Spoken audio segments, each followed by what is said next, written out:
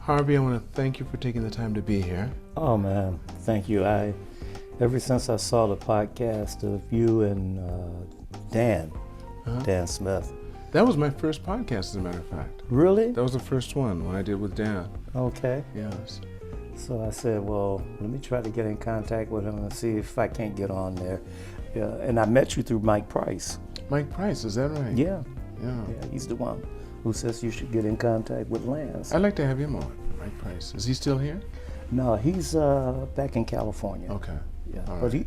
he's planning to come here, I think, in June. Okay. All Yeah. right. Yeah. Well, Harvey, let's start off. Where were you born? I was born in Detroit, July 28th, 1956. Okay. All right. Wow. Yeah. So you've been here for a little bit. Yeah, I've been All on. right. You've Been here on for the a little bit of scene. time. Tell me about it. So, do you have brothers and sisters? Yes, it was 5 boys and 2 girls. Okay. Where I are you have- ranked? Where are you ranked? I'm the baby boy. The baby boy. Yeah. So, how are your siblings doing? Well, I have one brother that was next to me because he's been passed away. He passed away in 1992. Okay. And I guess my oldest brother is just turned 83. 83. Yes. Are you close with your family? With your Oh, yeah. siblings? You guys Yeah. are close? Oh yeah, Wow. definitely. So he's 83, then after him is? After him is Geraldine, my oldest sister. Mm-hmm. Yeah. And then after Geraldine, well, even before Geraldine, my father had a son way back. Okay. The oldest one, my mom had 2 sons. One of them are deceased. Okay. And Leon is 83. And my brother in New York is 82. Okay. And he's probably, I'm hoping and praying and coaxing him to come here in May. Okay. Yeah. All right. And then there's my brother James. Mm-hmm. And then my baby sister Loretta is about 5-6 years younger than me. Okay. Yeah. Right. And your mother and father, are they doing well? My mother and father are unfortunately deceased. Okay. Yeah. Sorry to hear that. Yeah. So wait. So it sounds to me like your father had, not just by your mother. How many kids are there? By your mother. By my mother is it starts with Geraldine, James, Milton, me, and Loretta. Okay, so you have a baby sister too. Yes, yeah, All right, baby okay. sister. And then your mother had other kids by someone other than your father? She had 2 before Before my your dad. father, okay. Yeah. And my dad had 1, I think it was 2, know of 1. I understand. Yeah, my brother Okay. Johnny. All right. So there were 5 of you through your mother and father Mm-hmm. that are same parents. Right. That's interesting. Yes. So tell me, when you were growing up, did you guys stay in the same place or did you move around a lot? Or were you? Well, because a lot of them are older, they started dating and going their way, and some got married and all that. Yeah, a few of them. Leon, Earl, Milton, he never got married, whatever. I've been married once. Mm-hmm. But, yeah, we all at certain points, whatever, were in the same big household. Okay. 17-room house 17-room house. on the east side of Detroit, yes. Wow, that's pretty big. Yeah. My goodness. What kind of work did your father do? My father worked at Chrysler Corporation. Okay. He was a welder. Detroit. Of Detroit. course. That was the auto industry of the world, yeah. At Absolutely. that time. In the 50s, 60s, yeah. 50s and 60s, yeah. That's right. So then your mother, did she work as well, or was she just? Mom was mostly a housewife, and she, helped out with different friends. She used to run the elevator for a very good friend of ours named Miss Maudine. And this is an interesting story, short little story here. There was a tailor in that building on Broadway Street downtown, called Michael the Tailor. And the Miracles Smokey Robinson would get their clothes made there. And him and my mom, whatever, they just, when they met, they got it on. She loved some Smokey Robinson and he loved her. So I could remember going down there sometimes and hanging out with Smokey when I was 4, 5 years old. He'd take us to the corned beef place, whatever Broadway Market, whatever, and get corned beef for Mom, and me and him would split one. That's beautiful. Yeah. Smokey Robinson. Smokey, yes. Wow. And his hazel eyes, or what color his eyes? Kind of brownish or whatever, light brown? Yeah, light brown, hazelish. Hazel, yeah, right. Smokey, my goodness. Let me ask you this. So when you were growing up, were you more academic as a kid, or were you more sports-minded when you were growing up? When I was growing up, you know, like we first, as a little kid, we had a gospel group first, a music thing, but I was more sports orientated. I was, as a small kid, I used to be a baseball pitcher. I always loved my baseball. Okay.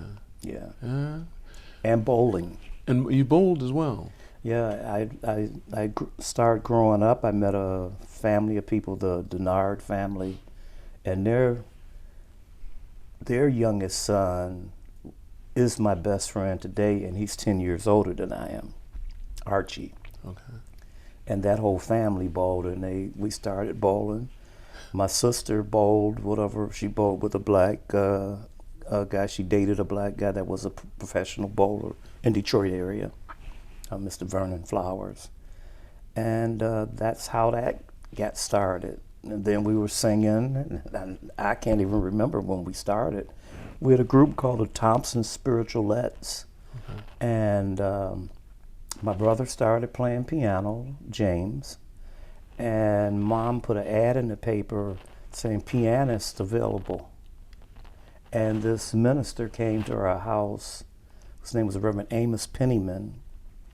And not to our knowing, whatever we found out after we started knowing him, he was the first cousin of Little Richard Penniman. Is it? Right.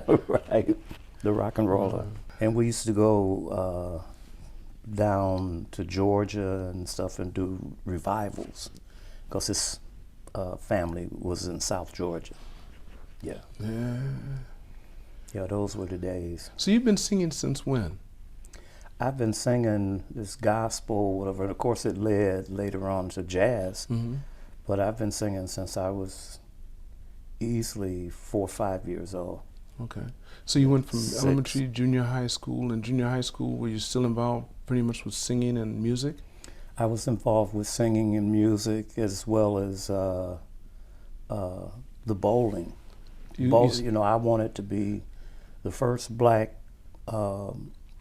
professional bowler on the PBA tour. Right. And of course, we didn't have whatever, like us in the black community didn't have monies or whatever, like our parents didn't have monies to buy the equipment and everything. And my white friends, their cousins or their uncles or their parents owned bowling lanes, so they could bowl for free. So it was rough, but we kept at it. Got 2 paper routes to support my bowling habit. Do you still bowl? No, I bowled once. I bowled for a while I was here. I was on a show called Let's Bowling, they called it. Okay. Yeah, here in Japan. Yeah, here in Tokyo. Okay, in Tokyo. Let's bowl. Yeah. Is that right? Because one of my friends is an avid bowler, and my mother's an avid bowler. She still bowls. She's 94 years old. Oh my God. She hasn't bowled for a year, but when she came here for her 91st birthday, I had her here 3 years ago. And I said, because I called her up and I said, Mom, what do you plan on doing for your 91st? Because her 90th we had in the States. Right. And everybody came, all my siblings, and we were all there. So for her 91st, I just called up and said, Mom, you have anything planned for your 91st? She said, not really. I said, would you be interested in coming to Japan again? She said, sure. So I flew over here. She stayed here for 6 days. She laughed because I was clear about that. 6 days. I give you 6. Anyway, she came, and the second day we went bowling in Odaiba. She beat me by 2 points. And I wasn't trying to let her win. Right, and she right, said right. a win's a win. She said a said, win's a win. And I have it all on tape. She beat me by 2 points. Oh, wow. And I went, because I looked up at the 9th frame and I thought, wait. She's ahead. Yes, wait just a minute. And she beat me by 2 points. That really shocked me. Anyway. And then she goes back, and then I went back to go see her when she was 93. Went back again to see her, and I went. And I have it on my iPhone of her bowling strikes all during her practice. Oh, well, then I would love to see that. Just for the practice. I'll show it to you. After we finish this practice. After that, she wanted me to leave because she was off her game. She said she wanted me in there. So I left, came back. She still was off her game. Didn't work. She's the oldest in the league they have. So after that, in high school, what'd you do in high school? Because that's when you're really starting to get your stride when you get in high school. Well, okay, I got out of high school, I guess because I had been double promoted, and then I went to summer school. So I was 16, June of 73, and that would have put me 1 month from being 17. So I got, mostly all of us get out at 18 and do whatever you're gonna do, work, go to college or whatever, But in that high school thing, man, it was just, because I had started the jazz thing. I was listening to jazz at that point. All my buddies, this was like amazing, all my buddies that we were bowling with, and the Teen Masters and all of that stuff, the Millen family, James, Ken, and Greg.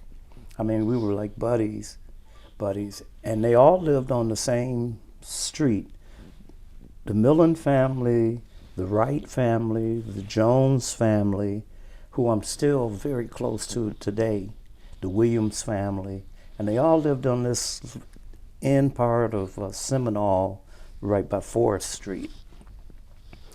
So it was just amazing. All of us really loved jazz. Well, everybody else our age was listening to pop music, whatever. Of course, we listened to pop music too. Motown, because everybody was there, the Temps, the Fort Tops. A lot of my friends, whatever, in the musician world were either like a musical director, whatever, maybe for the Spinners or something like that. Right. Yeah. So it was really something at how bowling and music from the gospel transcending into jazz, how I had sort of like a dual career going. Yes. So and bowling was funny because I worked so hard, and then one time I was in a slump for about a year. I couldn't do nothing. I couldn't get it together. And this one night at Luxury Lanes in Ferndale, I says, if I don't win a jackpot tonight, that's it. I'm quitting. So I shot a 256, and the guy shot a 258, 2 pins. He beat me the last game, and that was for all the big money, so to speak, and the jackpot. And I took all my bowling balls, whatever, and threw them in the parking lot. I said, "That's you were done." That was, and the owner of the lanes, of the bowling lanes, the luxury lanes, came out and got my bowling balls. So he was saying, like, he's just probably pissed off now, whatever. Mm-hmm. He'll be all right. He'll come back for his bowling balls. Right. And of course I did. Right. And so that when I stopped bowling, then that next day, I'll never forget it, I went and got a Detroit newspaper, and I looked in the want ads and everything for entertainment. And it says wanted actors, actresses, and singers. So I say, I'm gonna go downtown, whatever, and I'm gonna audition for this. And I auditioned for it, and that was the birth of my acting / music, in a way, coming together. So I played the prophet in this play called The Coming Prophet. And that play led to another one called Crack Steppin'. And Mr. Marcus Belgrave, who was, well, he's passed away now, but he was the last living member of the Ray Charles Orchestra. Okay. And Marcus started taking me to the jazz clubs, and that's how it started. I only knew a couple songs, and people would say, oh, well, what do you think I should sing? Oh, try My Funny Valentine. Oh, try Misty, try that. And it never stopped. Now, what grade were you in when this happened? Oh, I had just got out of high school. Just finished high school, so you didn't go to college? No. Okay, all right. Well, I went to a community college for a little bit, but I didn't. I don't know. Academic wasn't my thing. Okay. What about the military? Did you think about doing the military, or did you do the military? No, I couldn't do the military because I had thought about it because of course, my dad and my brother in New York were both military, but I was born with a bad lower disc. Okay. A slip disc or something. Right. And I couldn't, if I wanted to, I couldn't. Yeah. But I didn't, in a way, I didn't want to do that because I just didn't want to go over some Vietnam or go over to some place, whatever, and might not ever make it back. That's right. So I'll stick with my bowling and my singing. How old were you when you left Detroit the first time? The very first, well, we had been, as a family, traveling, going to revivals and everything, our family, the Thompson family, from a little kid. That's why I really, really appreciated my mom for taking us down south, taking us to Cincinnati, taking us to see not only her people. Which are from where? Which they are from Georgia. Okay, Georgia, right. From Madison, Georgia, about 35 miles southeast of Atlanta. All right. And going down there and seeing and meeting and staying in the country with my Uncle Clifford, my father's oldest brother, and Where's his he wife. from? Where's your father from? The same place? They're from the same town. Oh, the same town. They knew each other when they were growing up? They knew each other. They knew each other, and they went their separate ways and came back together, whatever, and fell in love. And oh, that's beautiful. And here we are. Okay. I guess they went their separate ways, saw there's not any better out there than it is here. We might as well be with each other. That's great. Right. Well, he had one. I guess they kept. Oh, he was in World War II. He was in World War II. He was in World War II. That's right. So he didn't have a choice. Yeah, like my father. He had to go. He had to go. Yeah. But that was the only that they say many times that was the last real war where you had pride because we had a purpose. We were fighting for democracy. We were going against tyrants from other countries that were planning on taking over the world. Right. So that was our last true real war. After that, it all became Vietnam to the street. You know, it just didn't make sense. Vietnam and I was didn't make Vietnam. sense. The Gulf War and a lot of stuff, it didn't make. It's interesting. Well, it's a place where they test a lot of weapons and stuff, but still, it helps to keep our military superiority. You got to test on something. I don't know if that's a good reason or not, but we do it. So tell us, so after high school, when was the first time, you traveled outside the United States?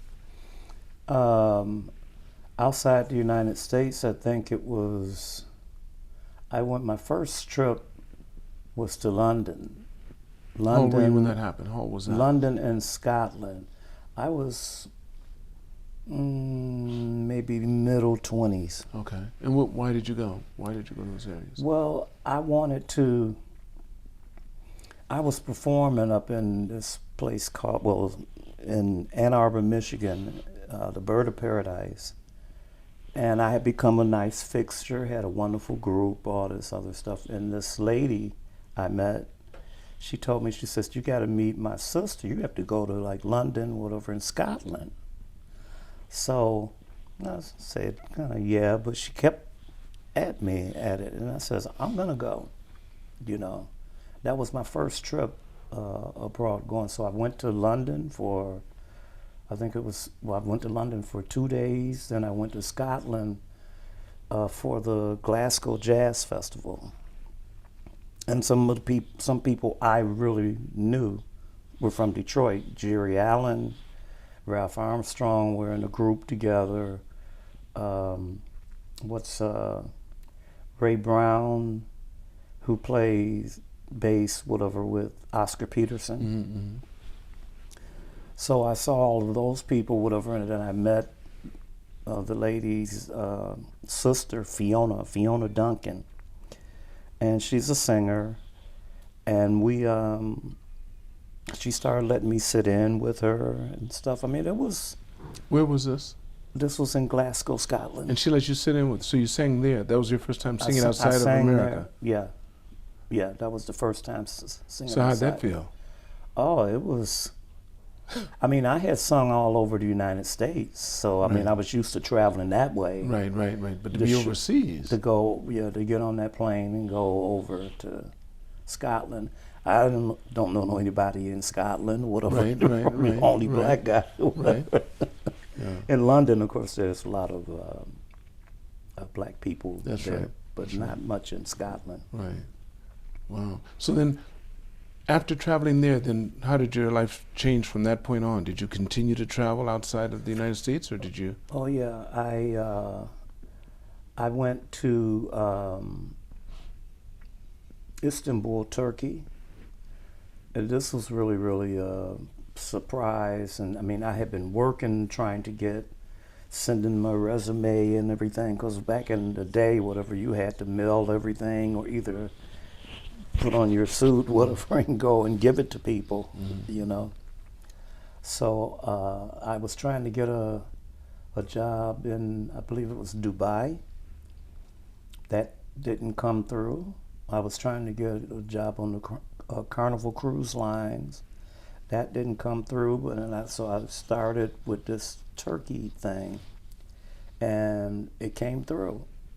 So I was in Turkey, Istanbul, for 3 months, to maybe even a week or so over 3 months, but anyway, 3 months. And the biggest mistake to me that I possibly made was we worked every night. No breaks at all. No. How many sets? Sunday through How many Sunday. sets? Oh God, we would start at like 11:30 at night. Okay. We would start kind of late, and we would go during the week until 5. And sometimes on Saturday nights or Friday nights, we would go until like 6 or 7. So that had to wear you down. How long was that? How long was that? For what period of time did you do this? Do you mean what year? No, I'm not. No, I mean, how long did that continue? 1 month, 2 months, 3 months. 3 months. The first 2 weeks, the first 3 weeks, we worked 6 days. Then the owner of the Q bar was outside on the water, beautiful. He asked us, he said, you know, if you want to, I will pay you double to work the 7th day. So we got together and we discussed it, whatever, and we says, well, let's try it. And so we did it, and of course that money came in hand, saving it, whatever, going back to... He actually gave it to you? Yeah, he actually gave us... He met his commitment, because a lot of people in the music business sometimes get taken. Oh, yeah. And there's nothing they can do, especially when you're out of your country, Yeah, we had a contract, but it's still a contract don't mean anything. Then if somebody wants to take you, they can take you. It's just a piece of paper. That's right. So, I mean, you learn that after a while, too, but I've heard of a lot of people in the music industry. Well, in any industry, it doesn't have to be just music. If you're dealing with someone who's shady in one way or another, and you're not in your own country, too. Right. There's not a lot of recourse. There's not a lot of stuff you can do other than leave. Yeah, the thing was too, you had some foreign entertainers from Cuba that were over there, and you have to watch yourself. I mean, really, we were the Q bar and Sharon Palace is where we were at. This is where all the diplomats and presidents and everything like that, whatever, come there. Bush and et cetera, have been there. But what these cab drivers were really something else. The cab drivers, like, okay, they knew that we got paid on a Tuesday. So they would set you up. You like, well, you got this money and everything, whatever, you know, just came out of the Q bar. during the afternoon, and you would want to like go seaside somewhere, because you'd meet. I mean, we met a whole lot of different people, whatever, a lot of different women, whatever, that would in the afternoon or something take us to lunch, and it would be way out seaside. So some of these Cuban musicians would take a cab, and then the taxi driver would stop at a little stand, whatever, with cigarettes and gum and all of this stuff, man. And he started talking to a guy on the streets. Blah, blah, blah, blah, blah, blah, blah, blah. He's going the same way. He's going the same way you're going.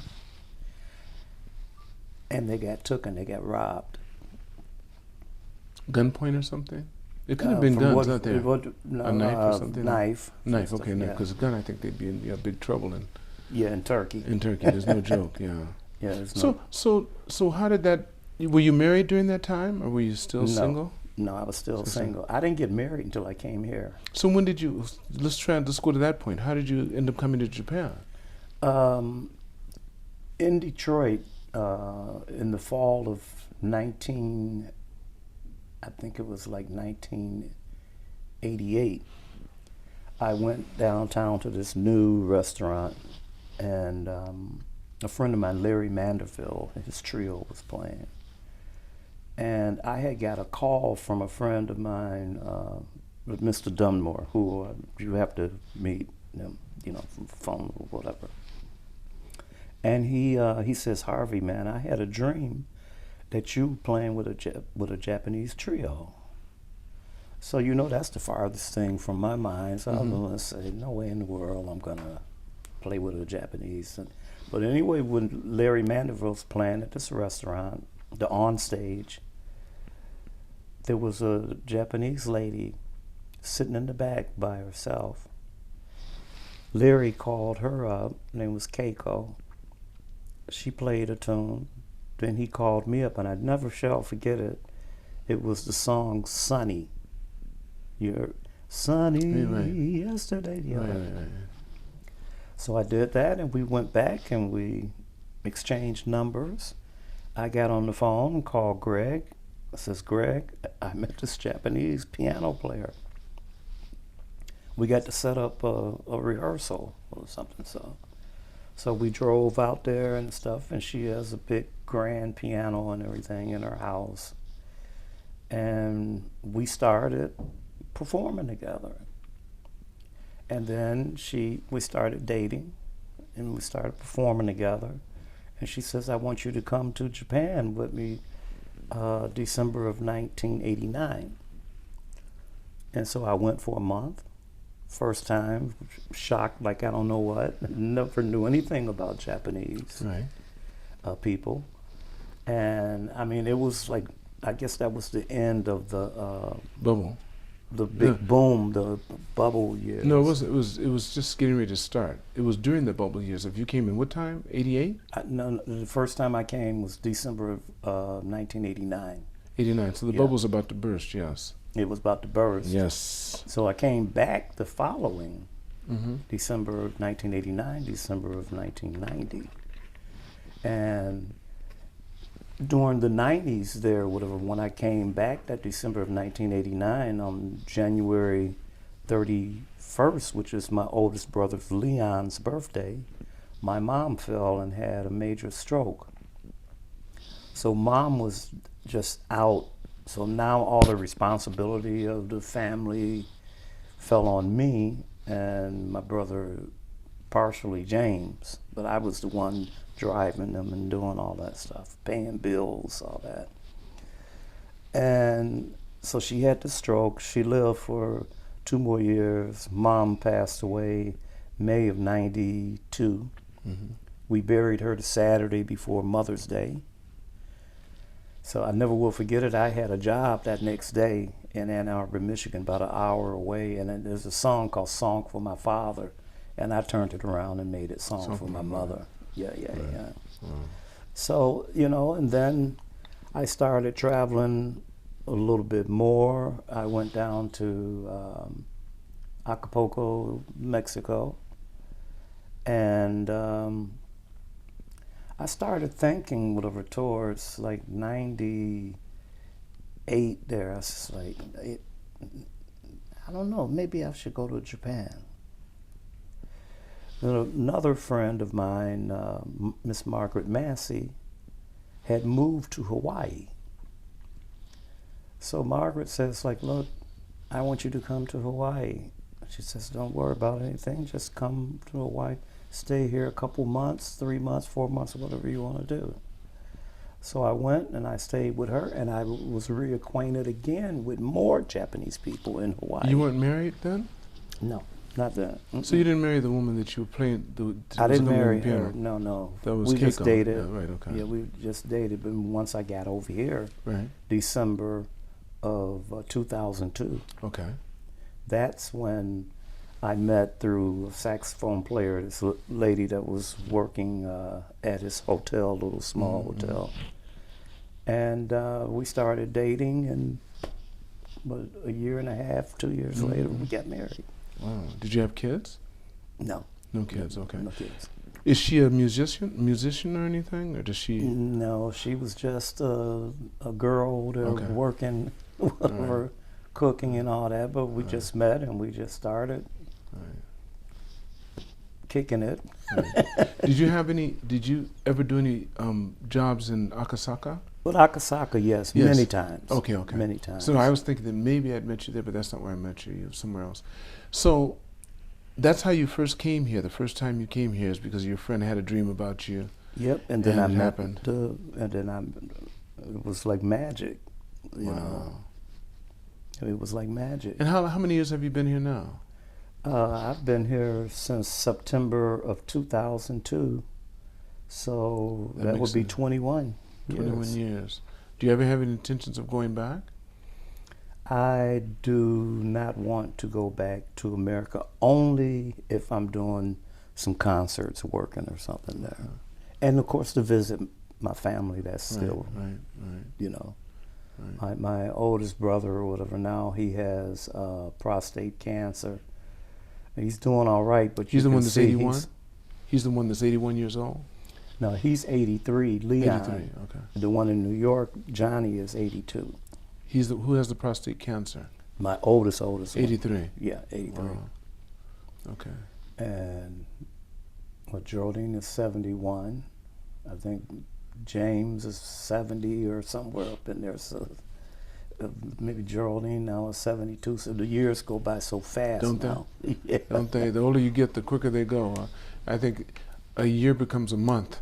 You know, it seems like it's a month or something. A month seems like a week. Look at this year. It goes by very quick. Yes. Already. It's already March. March. It just started. We were just doing Happy New Year just a few minutes ago. Right. It changes quick. Wow. So Harvey, tell me, so where are you now in because I believe you've done a couple of, have you ever done an album, or did you just have some records? You've had some music deals? Yeah, I was, you know, I was blessed that when I first came here, I met a saxophone player that introduced me to this guy named Andre Wilson. And Andre Wilson became friends with some wedding planner, owner of these different chapels, all from Kanazawa all the way down to Osaka. This man had all this. So it was me, Tony, and he got together a little posse, a group of guys, whatever, and we would all, you know, be singing at this place, that place. Sometimes Saturdays and Sundays, I mean, we would have 6, sometimes 7 jobs, you know. Start at 10 in the morning, finish around 5. And we, from that, whatever, that's how I quickly got the money to go into the studio and record my first CD called Love's Just Funny That Way. And it's funny about that song, Love's Just Funny That Way, the piano player that I worked with in Istanbul That was his original song, and one day he comes out with a piece of paper, whatever, says, Harvey, I'm going to play this song. I think you might be interested in it. And didn't know I was going to ever record it.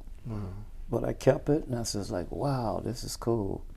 And once I got over here, I had that, the score to it and stuff, and one thing led to another one. I says, oh, I love my buddy Johnny Hartman, the singer with the low baritone voice. And I started recording. I put together I believe it was a 14 song CD. And I went into a little studio, got my musicians together. And did it. What's the name of the album? Love's Just Funny That Way. How can people get it? Can they still get it? They can go to my, I believe, homepage maybe. Okay. Which is harveyjazz.com. Okay.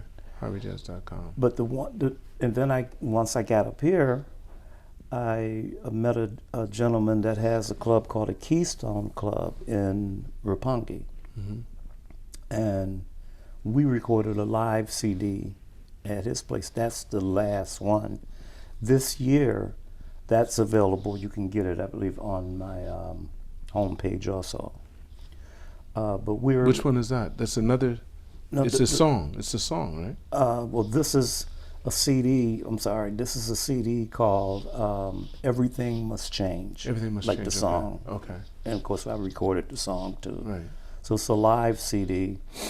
Right now, we have been in the process of recording material, and we got to record some gospel stuff coming up, because we formed a group called UC Love, Universal Choir of Love, or the UC Love Ensemble. And we get together on Sundays and we rehearse, and we keep adding tunes and adding tunes. We've had a few live concerts where we did a lot of the gospel, one in Osaka, and various clubs like at the Satin Dow, and that's in Roppongi too. Right. Fuchu Art Theater. Okay. You know, we've done some concerts there. So it's evolving, you know, and I'm trying to grow this thing where it is a universal. There is Italian people, it is African people, as well as us, white Americans or Europeans, I don't care.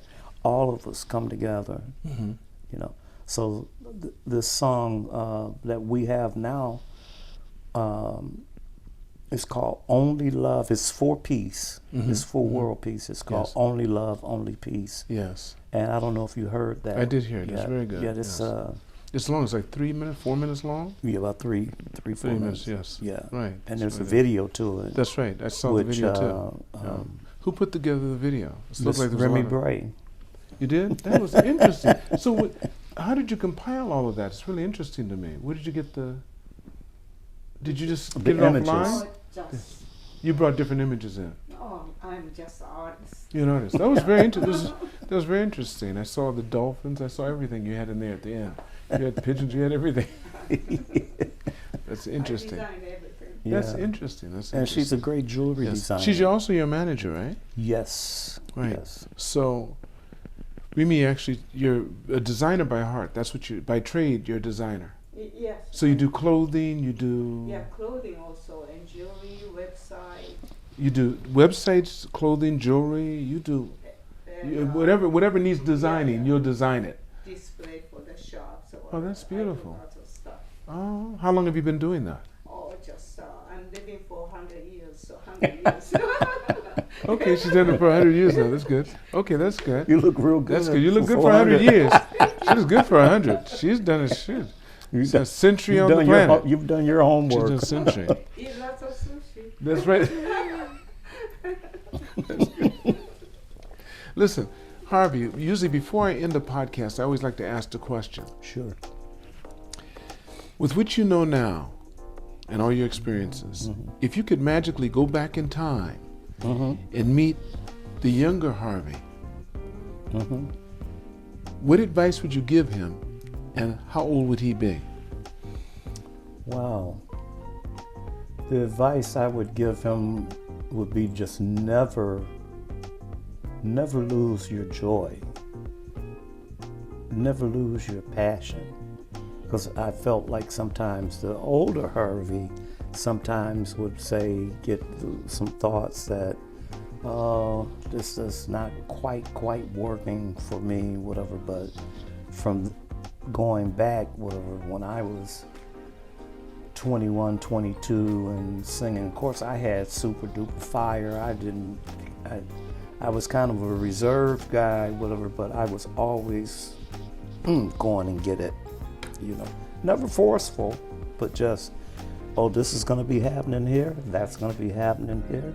Oh, it's snowing like crazy, but I hear Kevin Mahogany, whatever, who was a new jazz singer some years back, he's passed away too now. Oh, he's at the Blackstone Hotel in Chicago, right? Oh, okay. Monday night, Tuesday night, get on an Amtrak train, whatever, get over to Chicago. Even in almost a foot of snow, I did it. But never lose your passion. Oh, yeah. That's beautiful. And whenever somebody tells you you can't do it, just get busier. Couldn't have better advice Get than busy. that. Couldn't. Thank you so much, Harvey. Thank you, man. Thank you so Appreciate much. I want to thank all of you for watching this podcast. Make sure you press like and subscribe.